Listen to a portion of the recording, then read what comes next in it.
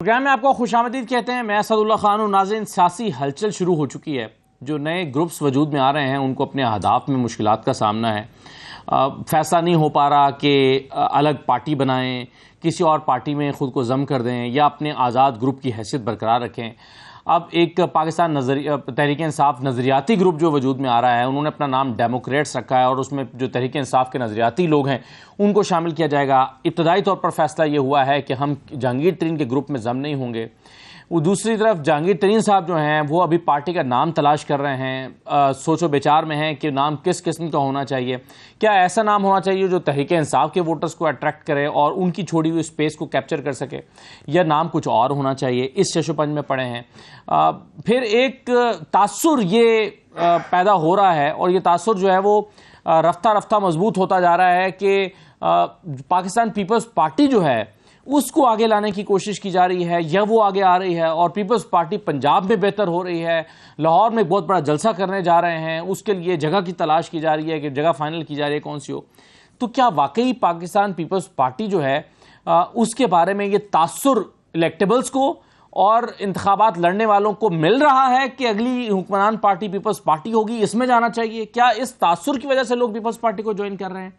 और फिर नून लीग जो है, क्या उनके अहदाफ क्या हैं आइंदा इंतखाबात के हवाले से? तो बहुत सारी चीज़ें। फिर इलेक्शन कमीशन में एक डिबेट जो हो रही है इलेक्शन कमीशन के बारे में और इलेक्शंस के हवाले से कि क्या ये अक्टूबर और नवंबर में हो पाएंगे। क्यों नून लीग तो ये कह रही है कि हम अगस्त में चले जाएंगे, अक्टूबर नवंबर में इलेक्शन होने, लेकिन क्या हल्का बंदियों की वजह से या किसी और रुकावट की वजह से इस बात का इम्कान है कि इलेक्शन आगे चले जाएं? और फिर जो खास एक सवाल आज के प्रोग्राम में हम जरूर सामने रखेंगे कि इलेक्शन कमीशन ने फैसला किया कि गैर मुल्की मुबस्सरीन जो हैं उनको इस दफ़ा बाज़ाब्ता दावत नहीं दी जाएगी, बल्कि जो लोग अप्लाई करेंगे, जो आना चाहेंगे, फिर उनकी सिक्योरिटी क्लियरेंस के साथ मशरूत होगा। ये फैसला क्यों किया जा रहा है, इन तमाम चीज़ों में बात करेंगे। हमारे साथ आमिर मतीन साहब मौजूद हैं सीनियर सज्जा का। बहुत शुक्रिया आमिर साहब, आपका खुशामदीद। हमें सलमा भट्ट साहब ने ज्वाइन किया, मुस्लिम लीग नून की रहनुमा है। कामरान मुर्तज़ा साहब हमारे साथ प्रोग्राम में मौजूद होंगे। तमाम मेहमानों का शुक्रिया। सबसे पहले आमिर साहब, ये जो इस वक्त नए ग्रुप्स वजूद में आ रहे हैं, ख़ास तौर पर ऐसा लगता है कि वो तहरीक इंसाफ का एक हॉट केक है, उसको सब खाना चाहते हैं और वो चाहते हैं कि वो एक बनी बनाई जो ग्राउंड है उसको ज़रा हम कैप्चर कर लें। वो कौन सा ग्रुप कर पाएगा? जहांगीर तरीन साहब कर पाएंगे? वो नून लीग कर पाएगी? वो नून लीग तो शायद ना कर पाए, लेकिन क्या वो नज़रियाती ग्रुप, ये जो एक डेमोक्रेट्स के नाम से हमें मुराद राज साहब और बाकी लोग और हाशिम डोगर साहब नज़र आ रहे हैं, ये कर पाएंगे? कौन कर पाएगा? नहीं, सबसे बड़ा सवाल ही यही है कि आया वो कर पाएंगे कि नहीं कर पाएंगे। अभी ज़ाहिर है एफर्ट हो रहा है और जहांगीर तरीन ग्रुप पहले भी खैर मौजूद था, तो उन्होंने बाई इलेक्शन में अपने आप को टेस्ट कर लिया। कुछ और उन्होंने बंच ऑफ नोबडीज साथ में मिला लिए हैं, पर अभी कोई उनका कोई इस तरह अगर कोई जान पकड़ ली होती, अगर उन्होंने ऑक्सीजन पकड़ ली होती, तो ये फिर हाशिम डोगर वाला ग्रुप जिसका आप कह रहे हैं कि डेमोक्रेटिक ग्रुप है, नज़रियाती ग्रुप है, ये अलहदा अपना ग्रुप ना बना रहा था, फिर सारा एक ही ग्रुप बनता। तो उनको भी खदशा है कि उन बेचारों की, जहांगीर तरीन वगैरह के ग्रुप की, वो नून लीग के अंदर भी बहस चल रही है कि इनको जो हारे हुए लोग हैं और दोबारा भी मतलब बाई इलेक्शन के अंदर हारे हैं, तो इनके टिकटें देना हमें तुक नहीं बनती है, देनी चाहिए नहीं देनी चाहिए। तो ये हिस्से बुखरे ज़ाहिर किए जा रहे हैं। तो जब भी कोई पार्टी को एक टारगेट किया जाता है तो चारों तरफ से फिर वो वल्चर्स जो है ना छोड़ी जाती हैं, तो वो वल्चर्स आउट देयर। मगर इसी तरह ही बाकी पीडीएम का, पीपल्स पार्टी के तरह आपने भी बताया कि उनकी तरफ से एक्टिविटी पंजाब के अंदर शुरू हुई है, तो उनको एक मौका नज़र आ रहा है कि वो अपने आप को थोड़ा सा रिवाइव कर सकते हैं। वो तो खैर बहुत ज़्यादा सोचेंगे कि रिवाइव कर सकते हैं, मगर एफर्ट नज़र आ रही है ब्रेक थ्रू। वरना तो ये काफ़ी 20-30 साल से अब नून लीग का ही हो चुका था, फिर बाद में पीटीआई एंड नून लीग था, फिर लगा कि पीटीआई असेंडेंस में है। तो अभी उनको लग रहा है कि इस सारे वैक्यूम के अंदर उनकी गुंजाइश बन जाए एक। मगर साथ में इशारे मिल रहे हैं कि पीडीएम की इलेक्टोरल अलायंस की भी एक्सप्लोर की जा रही है। आज दो बड़े इंपॉर्टेंट बयान इस सिलसिले में आए हुए हैं। एक ख्वाजा आसिफ साहब का आया हुआ है, उन्होंने कहा है कि जनाब ये इस वक्त बजाय इसके कि अलग-अलग इलेक्शन लड़े जाएं, तो हम इकट्ठे लड़ना चाहिए हमें। तो इसी तरह ही शायद खाकान अब्बासी साहब ने ये कहा है, उन्होंने कहा जी पाकिस्तान के जो इस वक्त मसले हैं, उन्होंने तो सिर्फ पीडीएम नहीं कहा, उन्होंने कहा जी सारी पार्टियों में इलेक्शन से पहले अगर कोई बुनियादी चीज़ों के ऊपर कोई फैसले नहीं हो जाते तो ये इलेक्शन का कोई फ़ायदा नहीं है। तो वो एक तो पीडीएम के इलेक्टोरल लाइंस की बात करती है, वो बड़ा मुश्किल क्वेश्चन है कि आया कोई ये फैसले कैसे होंगे, कौन कितनी टिकटें एक दूसरे को देगा, क्या नून लीग अलाउ करेगी और अलाउ करेगी तो कितनी सीटें दी जाएंगी पीपल्स पार्टी को। फिर ये लार्जर अलायंस की तरफ तो कोई अभी बात कि जी इश्यूज़ के ऊपर हो जाए, कोई ज़मीनी हक़ाइक़ इसको सपोर्ट नहीं करते, मगर हवा में ये बातें हैं। मुस्बत बात सिर्फ ये है कि ये जो पहले ये एक फिजा बन गई थी कि इलेक्शन होंगे ही नहीं, तो इस सारी एक्टिविटी से ये लगता है कि इलेक्शन शायद अक्टूबर में हो जाएंगे, क्योंकि जब ये उनको एक बहुत बड़े तबके को ये ख्याल हो रहा है कि जो सबसे बड़ा ख़तरा पीटीआई थी वो कमज़ोर हो गई है या टूटने जा रही है, कुछ के ख्याल में ख़त्म हो गई है, तो उससे कम अज़ कम उनको जो है ना ये हौसला हुआ है कि इलेक्शन करवा लेने चाहिए। ये सारे जो लोग ज़ोर लगा रहे हैं और ये मेक एंड ब्रेक एंड गुफ्तगू नेगोशिएशन जो चल रही है, उससे कम अज़ कम ये उम्मीद हो गई है कि इलेक्शन होंगे। मगर मनफी के पहलू ये है जो भी आपने कहा कि उन्होंने कहा जी हम ये इंटरनेशनल ऑब्जर्वर नहीं बुलाएंगे। मुझे नहीं याद पड़ता किसने कई दहाइयों से जैसे कैसे भी लड़ाइयाँ होती रही इलेक्शन में, कम अज़ कम ये लोग आते थे जो कम अज़ कम फैसला दे देते थे, अच्छे हुए बुरे हुए, तो उससे एक तो बदनीयती शौक होती है। दूसरी एक बदनीयती क्लियरली है कि ये कश्मीर में बाई इलेक्शन होने जा रहा है, वहाँ बाग में इलेक्शन बाई इलेक्शन होने जा रहा है, वहाँ उन्होंने रेंजर्स बुला लिए। अब वहाँ पे ये देखें कि कहने को पीटीए की गवर्नमेंट है मगर वो कोलिशन है नून लीग की पीपल्स पार्टी के साथ, तो उनको अपने आप में भी एक दूसरे से ख़तरा है।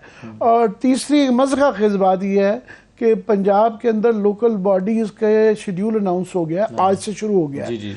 और इस वक्त एक तरफ अदालत के अंदर ये कहा जा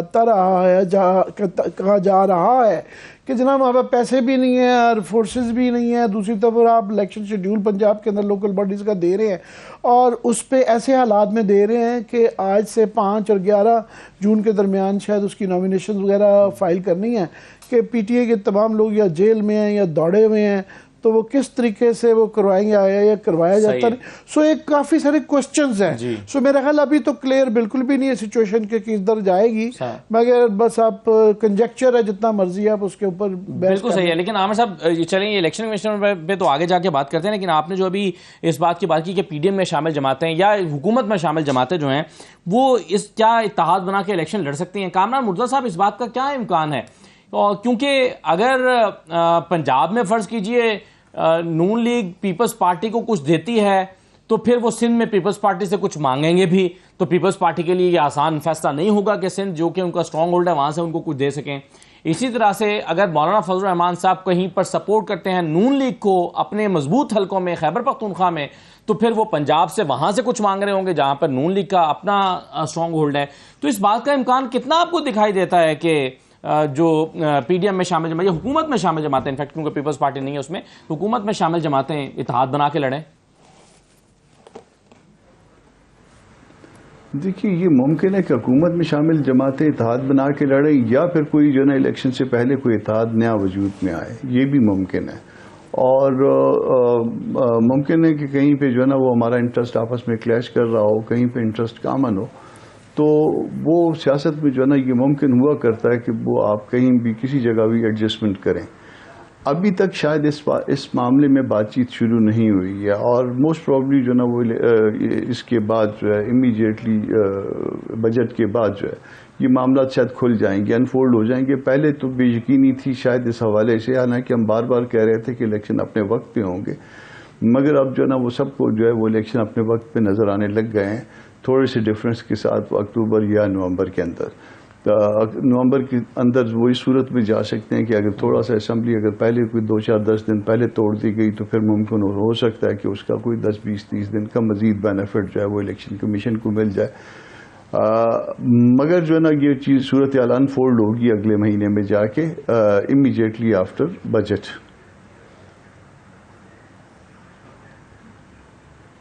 सही है, आपने इंपॉर्टेंट बात की कि एक नया इत्तेहाद भी वजूद में आ सकता है। लेकिन सलमा भट्ट साहबा हमने पिछले 1 साल में जो बाई इलेक्शंस देखे हैं उसमें हमने देखा कि चाहे वो जुलाई के इलेक्शन हो, 17 जुलाई के, या अक्टूबर के इलेक्शन हो जिसमें 10 इस्तीफे मंजूर कर लिए गए थे, 10-11 जगहों पर इलेक्शन हुए थे, उसमें तकरीबन सभी लोग इत्तेहाद बना के लड़े थे। यानी हुकूमत की सारी जमातों का उम्मीदवार मुत्तफिका उम्मीदवार था, मुकाबले में तहरीक इंसाफ थी, और वो इलेक्शन मजमूई तौर पर तहरीक इंसाफ जीती थी और बाकी सियासी जमातें इत्तेहाद बनाने के बावजूद भी हार गई थी। तो सवाल ये पैदा होता है कि क्या, ये दो सवाल हैं आपसे, एक तो क्या इत्तेहाद बनाए जाने का इम्कान मौजूद है, और दूसरा उसका फ़ायदा क्या होगा जी पिछले एक साल में जो हमने एक देखा है, रिजल्ट देखे हैं। जी thank you very much Asad, बहुत शुक्रिया आपका मुझसे पूछ रहे शो। जी बिल्कुल, जहाँ तक तो हेलो जी, आवाज़ आ रही है आपको? जी जी जी जी सलमा, आवाज़ आ रही है मेरी? जी आ रही है, कहिए। अच्छा ओके, जहाँ तक बात है कि इत्तेहाद बनेगा इलेक्शन में या कैसे होगा, तो वो ऑलरेडी इस पे मेरा ख्याल है कामरान मुर्सा साहब ने इस पे सही बात की कि it's too early to comment on it. मेरा ख्याल है कि बजट, जैसे हम शुरू से बात कर रहे थे कि पहले हमारी जो तरजीह है इस वक्त हुकूमत की, इत्तेहादी हुकूमत की, वो है बजट लेकर आना, और बजट देना ज़्यादा ज़रूरी है इस मुल्क को इस वक्त इन हालात में। उसके बाद क्योंकि हमारे पास वक्त है, हमने अगस्त तक अभी असम्बलीज चलनी है, और हम बजट लाने के बाद इलेक्शन के ऊपर, इलेक्शन की क्या स्ट्रेटजी होगी, उसमें क्या इत्तेहाद होंगे, कहाँ पे कॉमन इंटरेस्ट होंगे। देखें, जो इत्तेहादी पार्टीज़ हैं वो सब पॉलिटिकल पार्टीज़ हैं, उन सब के अपने अपने सियासी मंशूर हैं, उन सब के अपने अपने सियासी एजेंडे हैं। वो इत्तेहाद में ज़रूर हैं, लेकिन वो अपनी अपनी इंडिविजुअल हैसियत रखती हैं, और बिल्कुल वो उनके पास ये राइट है कि वो अपनी इंडिविजुअलिटी के साथ, अपने मंशूर के साथ मैदान में उतरेंगी, और वो एक दूसरे के बिलमुकाबिल भी इलेक्शन लड़ी होंगी। और हो सकता है कई जगह पे जहाँ पे कॉमन इंटरेस्ट होंगे, और जहाँ पे अगर स्टेक्स इस तरह के हैं या कोई कंसेंसस बिल्ड होता है, तो ये दोनों तरह की हो सकती हैं, रुझान हो सकते हैं। तो इसलिए ये तो वक्त के साथ पता चलेगा कि क्या सूरत हाल निकलती है। जहाँ तक रही बात कि बिल्कुल जो पहले पिछले साल में इलेक्शन हुए, आपने जो बात की कि इत्तेहाद वर्सेस पीटीआई था, तो आप ये भी देखें कि वो कौन सी वाली पीटीआई थी। वो पीटीआई थी जिसके पीछे इस्टेब्लिशमेंट की पूरी बैकिंग थी। वो पीटीआई थी जिसके पीछे जुडिशरी की पूरी बैकिंग थी। वो पीटीआई थी जिसने, पीटीआई ने इलेक्शन अकेले ने नहीं लड़ा था, वो इलेक्शन पीटीआई का नहीं था।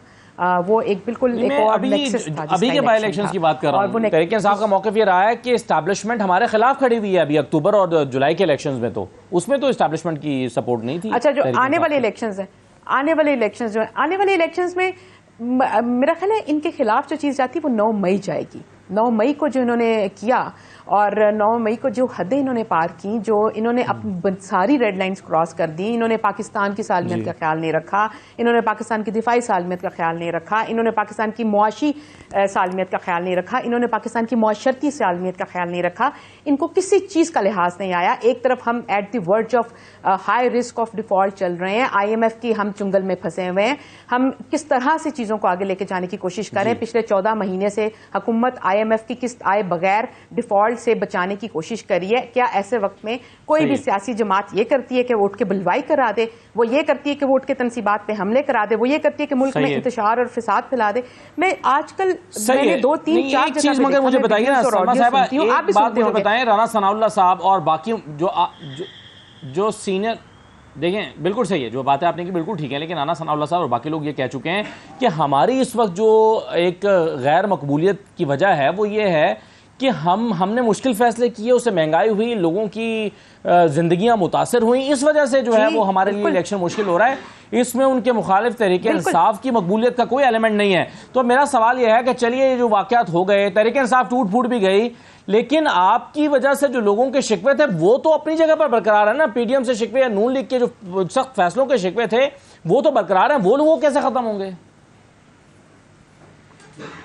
जी बिल्कुल, हमें महंगाई की वजह से हमें सेटबैक मिला। हमें 2022 में हुकूमत लेने की वजह से मुस्लिम लीग नून को सियासी तौर पे नुकसान हुआ है, लेकिन हमने उस नुकसान की कॉस्ट पे हमने पाकिस्तान की रियासत को बचाया, हमने पाकिस्तान की मईशत को संभाला दिया, हमने पाकिस्तान की सियासत को आगे लेकर जाने की बात की, हमने पाकिस्तान में एक कंसेंसस बिल्ड किया PDM की सूरत में, इत्तेहादी जमातों की सूरत में।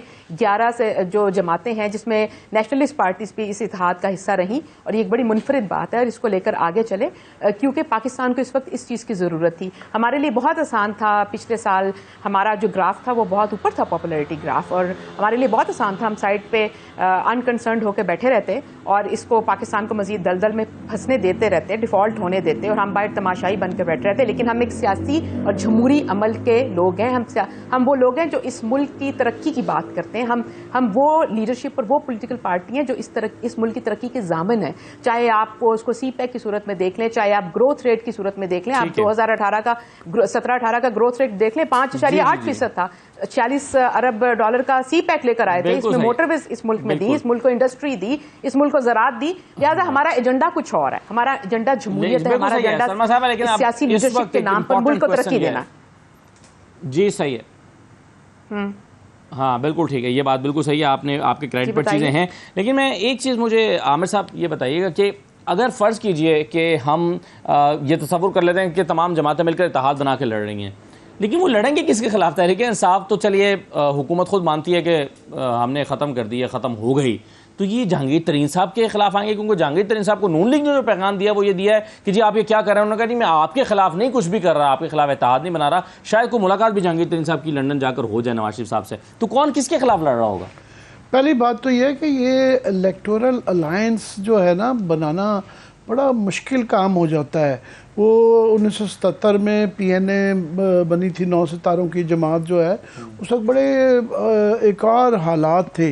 यहाँ पे ये बैठ के जब आप बातें हैं, सीट टू सीट एडजस्टमेंट होती है, जिस तरह अभी आपने कहा, राना सनाउल्लाह साहब का बयान आया, उन्होंने कहा जी ठीक है पीपल्स पार्टी हम वेलकम करेंगे कि वो पंजाब में आए, और आपने जिस तरह अभी पॉइंट आउट किया हम जाके सिंध में लड़ेंगे, तो इन रिटर्न वो भी सिंध में कुछ हिस्सा मांगेंगे।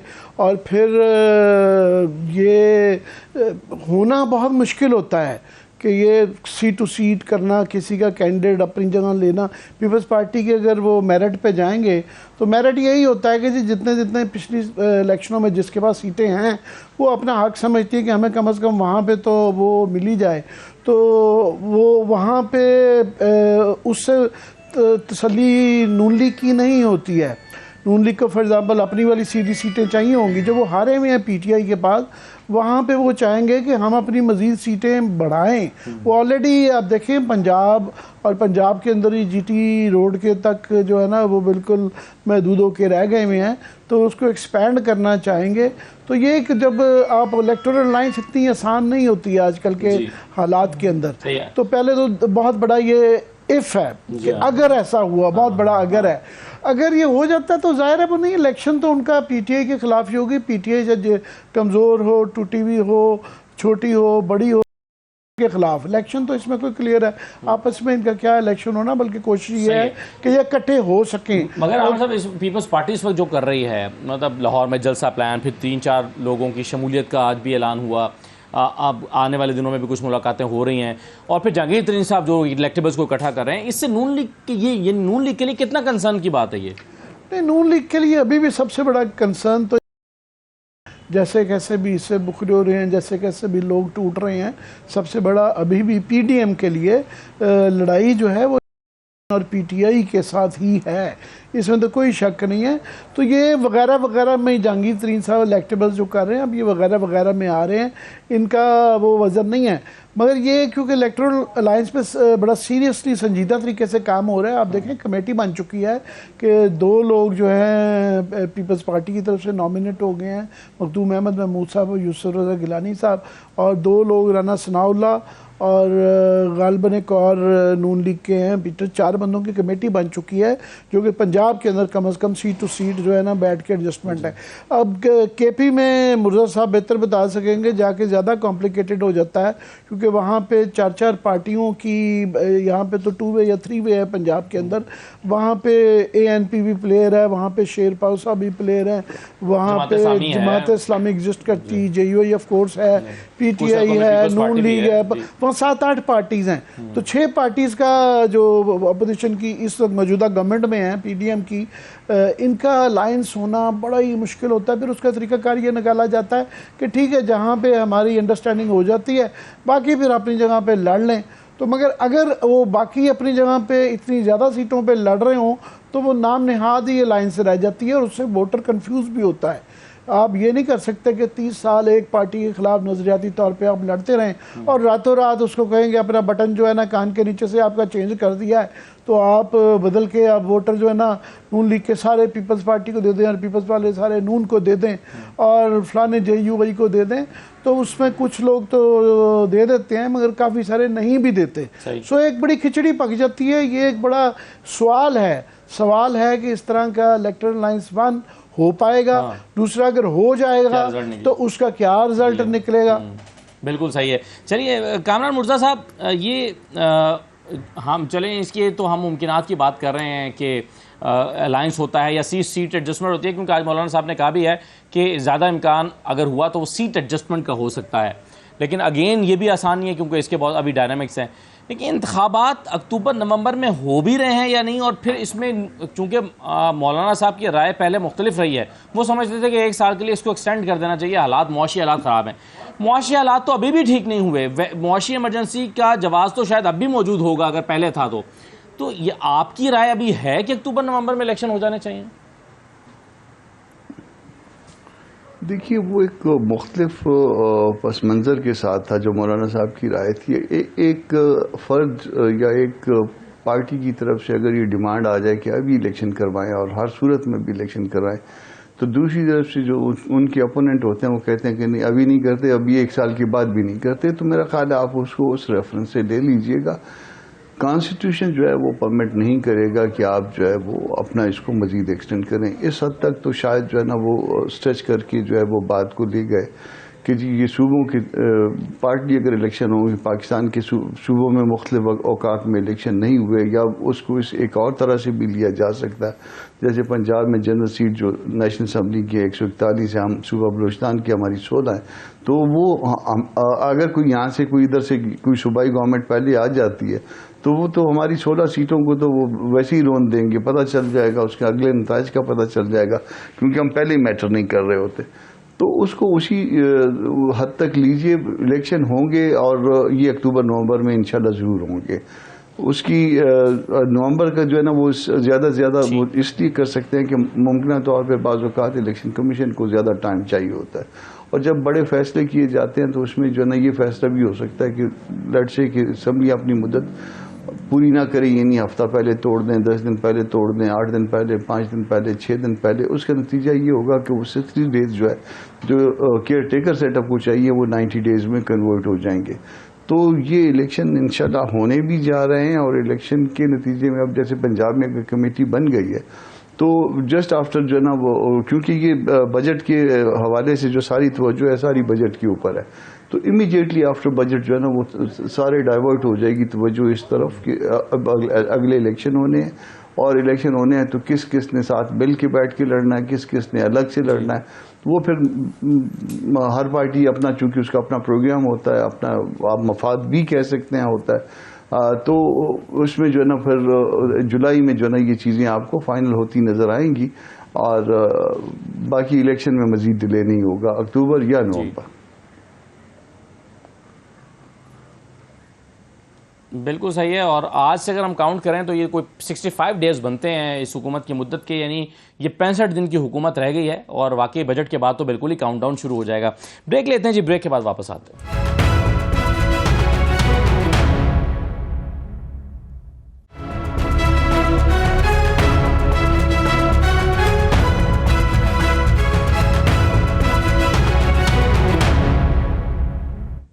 दोबारा आपको खुशामदीद कहते हैं। सलमा भट्ट साहब, आइंदा इंतखाबात में पंजाब में नून लीग का सियासी हरीफ कौन होगा?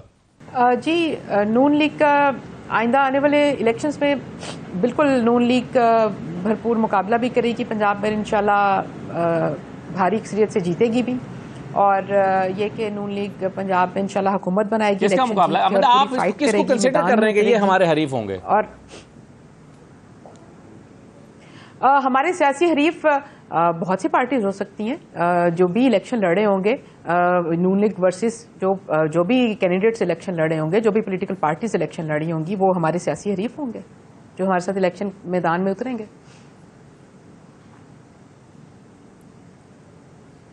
अच्छा, नहीं पंजाब में लेकिन तगड़ा मुकाबला आपका किसके साथ आप समझते हैं कि ये पार्टी, ये ग्रुप तगड़ा है, ये हमें चैलेंज करेगा और इसके मुकाबले में हमें तैयारी करनी है? मेरे ख्याल में तो सबसे तगड़ी पार्टी मुस्लिम लीग नून है इंशाल्लाह।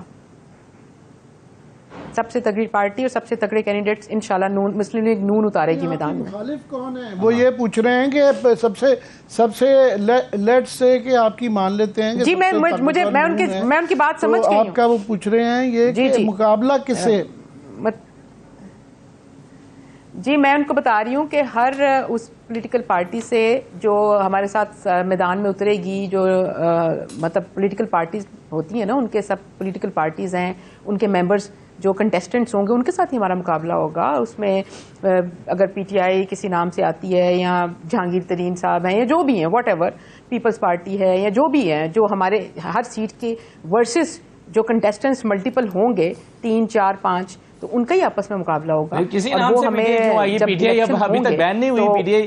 पीटीआई तो अपने ही नाम से आएगी जब तक बैन नहीं होगी।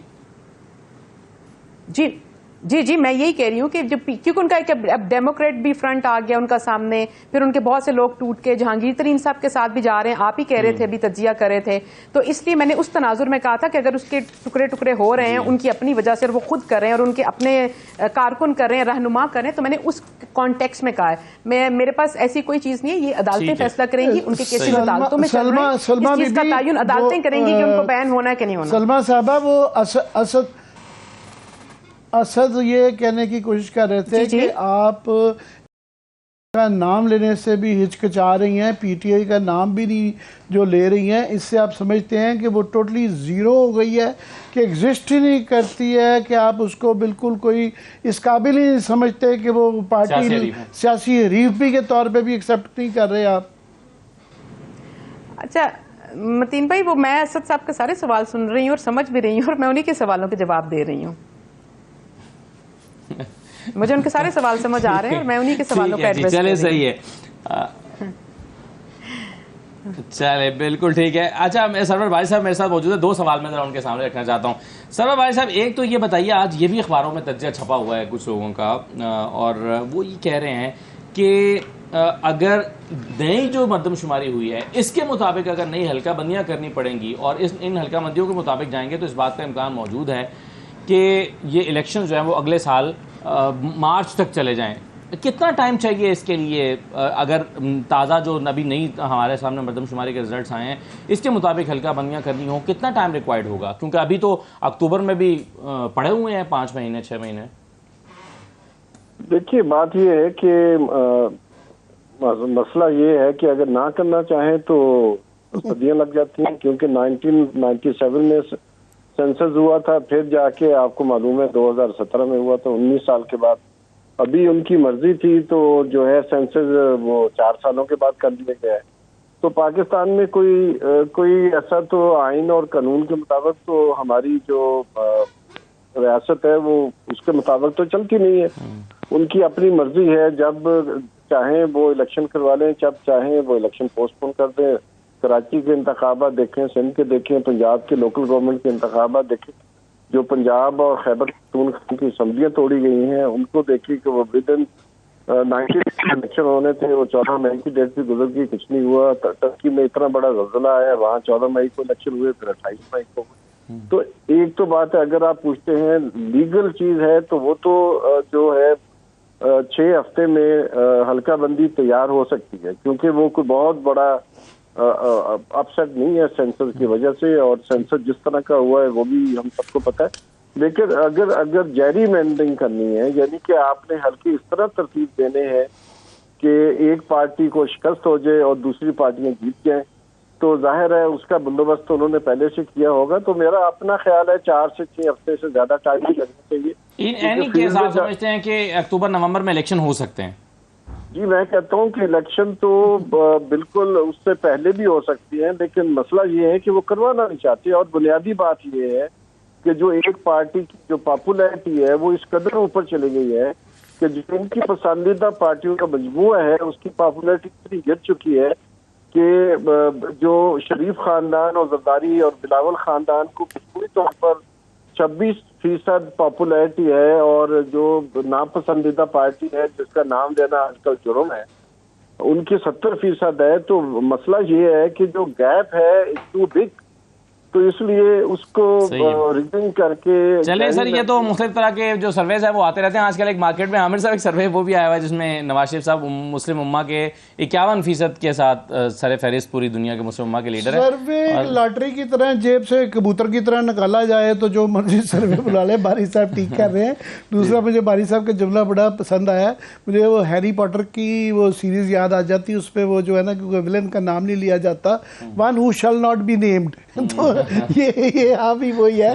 बाकी कामरान मुर्तज़ा साहब मैं बड़ा संजीदा आदमी है, बड़े मोहतरम आदमी है, पर अभी उन्होंने बड़ी अच्छी बात ये की कि अक्टूबर से आगे, नवंबर से आगे इलेक्शन जो है ना आईनी तौर पे बड़े मुश्किल हैं। तो अगर आइन पे चलना था तो ये 120-25 दिन जो है, ये जो पंजाब के असम्बली के और केपी की असम्बली से लटक गए हैं, तो फिर तो आइन वहाँ गया।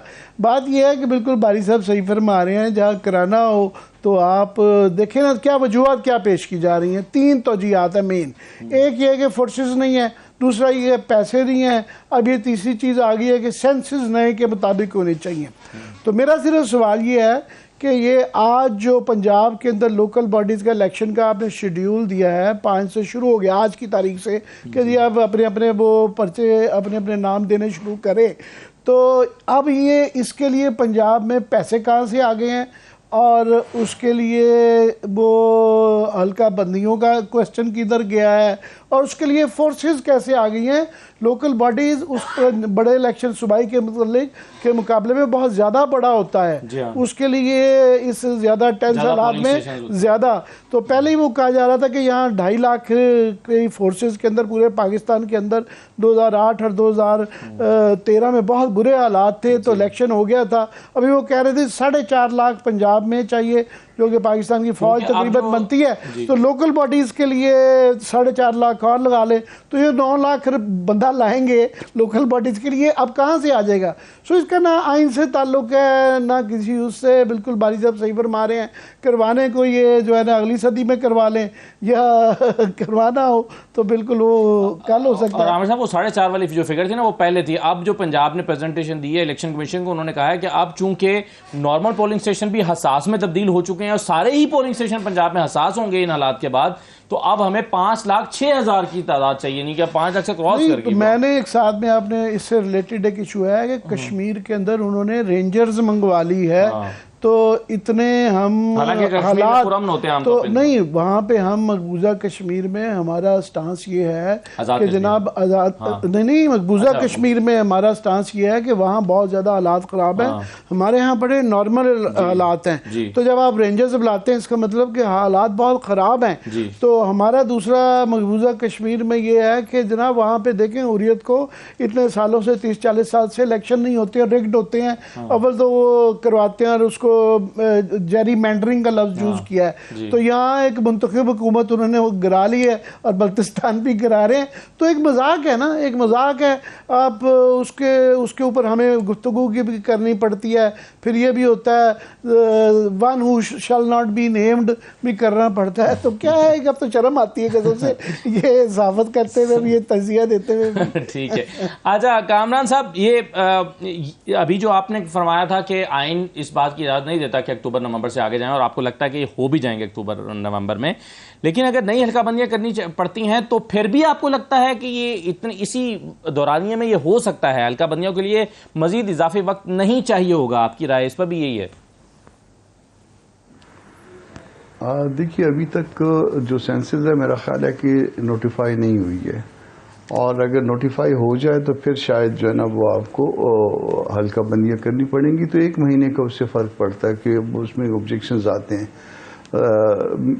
इसीलिए मैं आपको कह रहा था कि अगर फ़र्ज़ कर लें कि 1 महीना पहले, 1 हफ़्ता पहले तोड़ दें या 3 दिन पहले तोड़ दें या 2 दिन पहले असम्बलियाँ तोड़ दें, तो वो लीगली स्पीकिंग कि वो असम्बली जो है ना वो उसने अपनी मुद्दत पूरी नहीं की। जब उसने अपनी मुद्दत पूरी नहीं की तो वो 60 डेज़ जो है ना वो कन्वर्ट हो जाते हैं 90 डेज़ में। अब 90 डेज़ में कन्वर्ट हो जाएगा तो इस बात को आप कवर कर सकते हैं इन केस के जो है नई सेंसस का रिजल्ट जो है वो नोटिफाई हो जाए, और ये हल्का बंदियाँ वगैरह उसमें कवर हो सकती हैं, उस पर ऑब्जेक्शंस इनवाइट किए जा सकते हैं, सब कुछ।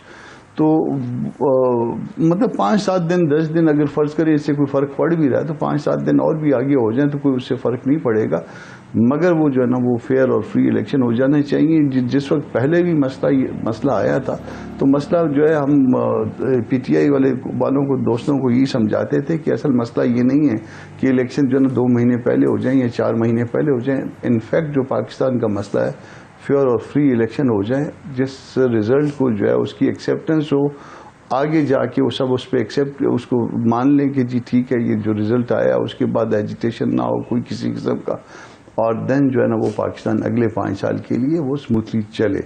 ये है पाकिस्तान का मसला। अगर किसी पार्टी को 5 साल आगे मिल जाएंगे तो यकीनन जो है वो मैं कामरान मुर्तज़ा साहब जी मेरे बड़े 2 छोटी सी ऑब्जर्वेशन है। एक तो अभी आपने ये हल्का बंदी का बताया, तो मेरा ये सवाल जो आगे भी मैं बात कर रहा था कि आज पंजाब के अंदर लोकल बॉडीज़ के इलेक्शन का शेड्यूल अनाउंस हो गया है, तो इसके रुकावट जो हल्का बंदी की उसके आड़े क्यों नहीं आई, पहली बात। दूसरा, आपने बड़ी सही फरमाया कि अगले इलेक्शन जो है ना वो पहले इधर तक जवाब दे देता हूं हो जाए। तो आज की पता है आपको कि चले पहले इधर नहीं हुआ। हाँ, पहले इस बात का जवाब दे देता हूँ। दूसरा सवाल भी समझ गया, उसको भी जो है ना वो मिसकंसेप्शन है, वो जो बल्कि पहले दूसरे वाले का जवाब ले लीजिए। ये मिसकंसेप्शन है कि शायद वो बड़े मकबूल हैं। आप जो है ना वो पिछले 1 साल के इलेक्शन तो देखते हैं जिसमें खुद कैंडिडेट थे, ये नहीं आगे अगर इलेक्शन होंगे तो वो हर हल्के में खुद इलेक्शन लड़ेंगे और उसके मुकाबले में हमारे आम कैंडिडेट होंगे, तो तब जो है ना ये प्रोपोजिशन ये बनेगी कि तब वो शायद जीत सकते हैं। तो ऐसा नहीं है। इनफैक्ट जो है ना वो या पीटीआई से हमें कोई वो मसला नहीं है।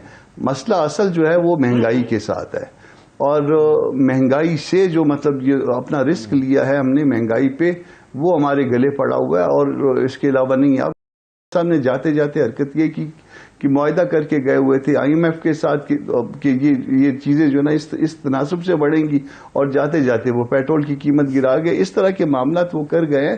तो ये बॉबी ट्रैप्स थे, बॉबी ट्रैप से निकलते निकलते वो टाइम लग गया है, मगर चलें वो इस वक्त वो नहीं है, मसला नहीं है। वो रिजल्ट आएगा, जब इलेक्शन होंगे रिजल्ट आएगा, आपके सामने आ जाएगा। आपने हल्का बंदियों की बात की, हल्का बंदियों में जो लोकल बॉडीज़ की हल्का बंदियाँ होती हैं वो और चीज़ होती हैं, और जो इसके लिए जो सूबों के लिए या इसके लिए नेशनल असम्बली के लिए हल्का बंदियाँ होती हैं वो और तरह से होती हैं। तो वो इसका जो है ना वो ताल्लुक यकीनन बनता है, वहाँ पे जो है ना वो उस तरह से हल्का बंदियों का वो ताल्लुक शायद उस तरह से नहीं बनेगा।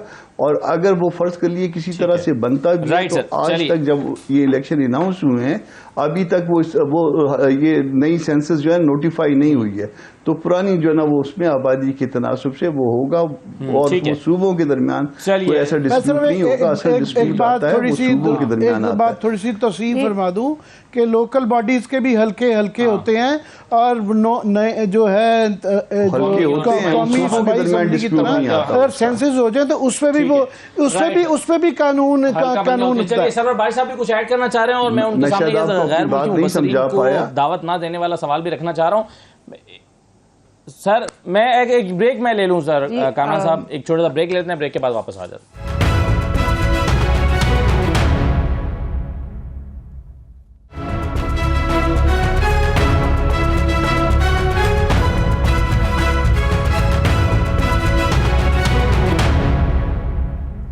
दोबारा खुशामदीद। एक सवाल बस मैं ले लूं सरवर भाई साहब से, फिर मैं सलमा साहब आपके पास आता हूं। सरवर भाई साहब, ये इलेक्शन कमीशन ने फैसला किया कि गैर मुल्की जो मुबस्सिरीन हैं उनको बाज़ाब्ता तौर पर इस मरतबा इन्वाइट नहीं किया जाएगा।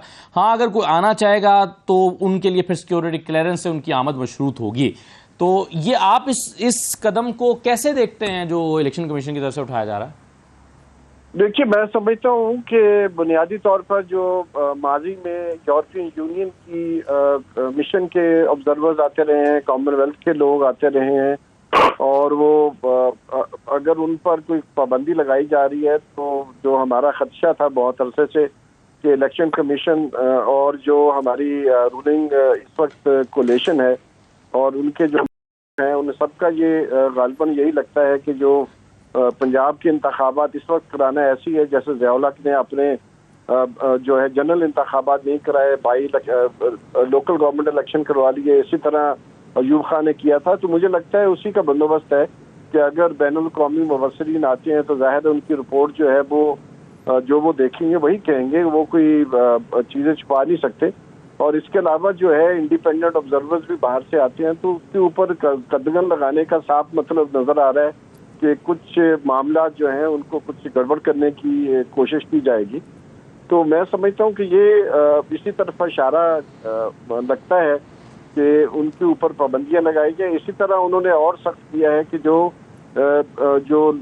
लोकल इलेक्शन ऑब्जर्वर्स हैं जो करते हैं उनको भी बगैर एक्रेडिटेशन कार्ड के या सहाफियों को एक्रेडिटेशन कार्ड मिलेगा तो फिर ही वो इलेक्शन ऑब्जर्व कर सकेंगे। और उसके ऊपर बहुत ज़्यादा और भी मैं एंटिसिपेट कर रहा हूँ कि मजीद जो सख्ती जो है, मजीद जो रिस्ट्रिक्शंस लगाने के लिए नई कंडीशंस भी आने का पूरा खतरा मौजूद है। ठीक है, बिल्कुल सही है कि मैं समझता हूं अभी तक इलेक्शन कमीशन की कारकर्दगी है वो हमारे सामने है कि सिंध के जो अभी लोकल गवर्नमेंट इंतखाबात हुए हैं उसमें एक बहुत भारी सवालात यानी 20% से ज्यादा लोग बिला मुकाबला मुंतखब होके आए हैं जी। तो मुझे लगता है कि जो झुर्रू का ठीक है, राइट सर, उसमें बहुत सारे सवालात भी पैदा हुए हैं। वक्त कम है, मैं चाह रहा हूँ कि एक कमेंट सबसे ले लूँ। सलमा भट्ट साहिबा, मुझे ये बता दीजिए, ये जो मैंने सवाल किया था कि आप कंसर्न हैं इस बात पे कि ये क्यों इंटरनेशनल ऑब्जर्वर्स नहीं आ रहे आइंदा इंतखाबात के को मॉनिटर करने के लिए?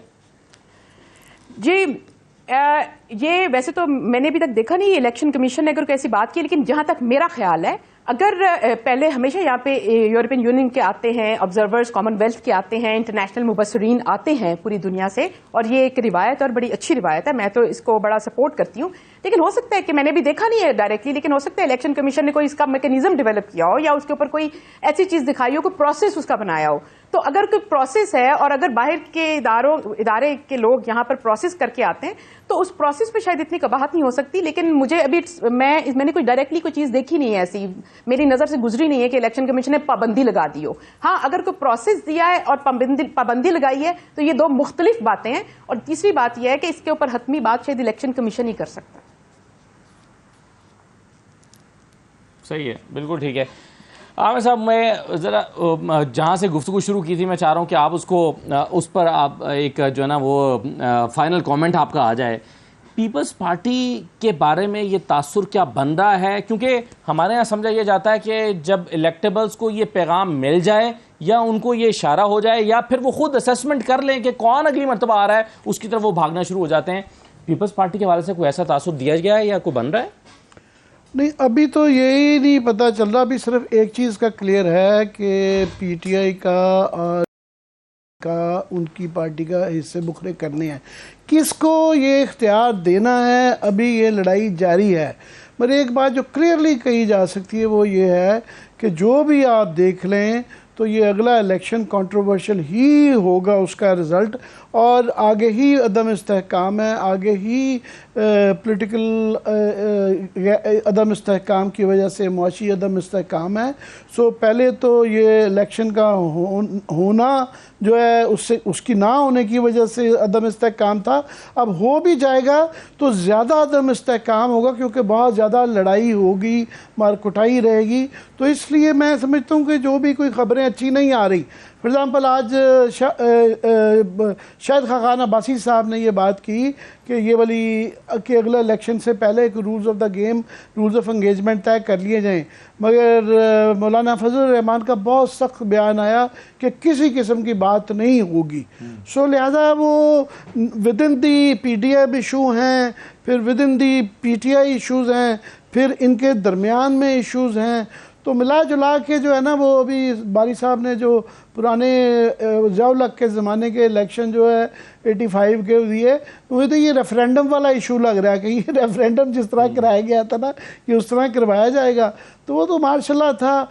अभी जैसा कैसा भी लूली लंगड़ी कहने को एक जमहूरियत तो है, तो इलेक्शन में जब लोग मोबिलाइज हो जाते हैं और उनको बहुत ज़्यादा दीवार के साथ लगाया जाता है तो फिर और प्रॉब्लम्स होती हैं, बस डर लगता है। क्या बात करें। सही है कामरान साहब, ये सवाल इसलिए ट्रिकी है क्यों, और सिचुएशन ही इस तरह की है कि ये वन पार्टी वर्सेस ऑल वाला मामला हुआ है, और अगर वो वन पार्टी ना रहे और उसको निकाल दिया जाए तो फिर कोई किसी का मुखालिफ नहीं है, फिर सभी दोस्त हैं क्योंकि सभी हुकूमत में हैं तकरीबन, और सभी ने फिर इलेक्शन लड़ना है।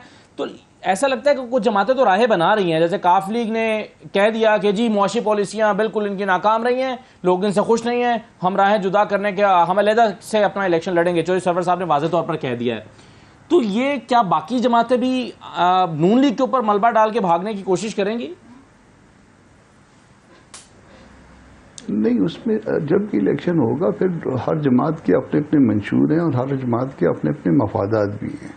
तो वो काफ को शायद जो है ना, वो जैसे चौधरी सरवर साहब जो है ना, वो वहाँ उनका कोई इंटरेस्ट क्लैश कर रहा होगा, तो वो मुमकिन तौर पे वो इकट्ठे इलेक्शन नहीं लड़ना चाहेंगे। या चौधरी सरवर साहब जो है ना अपने तौर पे ये समझते हैं कि वो कोई 10-15 सीटें वो निकाल सकते हैं, जो मैं जानता हूँ उनके मामलात को। तो वो फिर अपनी जो है ना वो एक ऐसी पोजीशन जो है ना वो रखना चाहेंगे कि कल जो भी रिजल्ट आए उसमें कोई बार्गेनिंग की पोजीशन उनके पास रहे और वो कोई लेन देन कर सकें। मगर ये सारा कुछ अभी तक प्री मैच्योर है। जो भी होना है वो अगले महीने के बाद जाके होना है। जून का बजट फारिग हो जाएगा, उसके बाद पार्टियां जो है ना वो इस तरफ जो है वो अपनी तवज्जो करेंगी। अब ये एक हवाले से जो ये आप इलेक्शन कमीशन के हवाले से जो बात जो कर रहे थे, मैं उसको भी रिस्पॉन्ड करना चाहूँगा कि ये इनफैक्ट ऐसा नहीं है। इनफैक्ट वो जो है ना, जिस तरह से ये पीटीआई ने एक शोशा छोड़ दिया था कि उनकी ख्वातीन के साथ जो है वो थानों में जेलों में ज्यादती हुई है और बाद में ख्वातीन खुद आ गई कि नहीं हमारे साथ तो ऐसी कोई बात नहीं है, तो ये जानबूझ के ऐसा एक माहौल बनाया जा रहा है। इससे कोई ऐसा क़यामत नहीं आ रही है। वैसे भी क़यामत उस तरह भी नहीं आ रही। 2018 के इलेक्शन में ये सारे जितने भी जो ऑब्जर्वर थे ये आए थे ना, उसके बावजूद क्या किया था, आरटीएस के साथ क्या हुआ था, उनकी रिपोर्टें भी आई थी, उसमें क्या हुआ था। तो ये कुछ चीज़ें रेलेवेंट नहीं है इतनी। और अगर फर्ज कर लीजिए कि बाहर से कोई ऑब्जर्वर नहीं आता तो वो यहाँ के लोगों को इंगेज कर लेंगे। कोई भी जो है ना वो मीडिया पर्सन जो है वो आके उनके लिए भी काम कर सकता है, इंटरनेशनल उसके लिए। तो ऐसा ज़रूरी नहीं है। वो आएंगे भी, इलेक्शन होगा भी, और आप ये देखेंगे कि वो इलेक्शन कमीशन अपनी ड्यूटी अदा करेगा और उस वक्त जो मौजूदा गवर्नमेंट है उसका इन मामलात में कोई किरदार नहीं होगा, कोई कंट्रोल नहीं होगा। वो सारा कुछ होगा तो इलेक्शन कमीशन की निगरानी में या केयर टेकर की निगरानी में। इसके अलावा हमारा कोई किरदार नहीं होगा। उससे हम जो है ना वो इस बात को भी हम अपोज करेंगे कि बाहर से जो है ना वो अगर ऑब्जर्वर आ रहे हैं तो उसको जो है ना कहा जाए कि आप ना आइए। ये हमारा जो है ना वो कत्तन जो है ना ये तमाम पीडीएम की जमातों का या इवन गवर्नमेंट की जमातों का ये मैंडेट नहीं है। ये अगर इलेक्शन कमीशन ने अगर कोई ऐसी बात की है, अव्वल तो नहीं की होगी, ये सिर्फ अफवाहसाजी होगी। अगर की है तो भी हम उसको ओन नहीं करते। सही। मैं बस सिर्फ एक कमेंट करना चाहूँ कि बड़ी ज़बरदस्त बात की इन्होंने, मगर अभी हाल ही में हमने श्रीनगर में उन्होंने G20 की मीटिंग के लिए फॉरेनर्स वो बुला रहे हैं, वो कश्मीर, मकबूजा कश्मीर में बुला के दिखा रहे हैं कि यहाँ पर नॉर्मेलिटी है। और ये बड़ी आयरनी है कि हम अपने मुल्क में कह रहे हैं कि यहाँ ऑब्जर्वर नहीं आ जाए। बड़े एहतराम के साथ मिर्ज़ा साहब से कि बल्कि 2018 की जो लड़ाइयाँ थी तो वो जो बैनुल-अक़वामी ऑब्जर्वर आए थे उन्होंने इसको इंडोर्स किया था कि वाकई काफ़ी सारे सवालात हैं। और ये बारी साहब भी आपके साथ शमूलियत है, इनकी तरफ से भी ये पॉइंट आउट की गई थी, जिसकी बुनियाद पे ये सारा केस बना था। फिर सही है। बहुत शुक्रिया आमिर मतीन साहब, कामरान मुर्तज़ा साहब और सलमा भट्ट साहिबा, सरवर भाई साहब हमारे साथ मौजूद थे। तमाम मेहमानों का शुक्रिया। इजाज़त दीजिए, अल्लाह हाफ़िज़।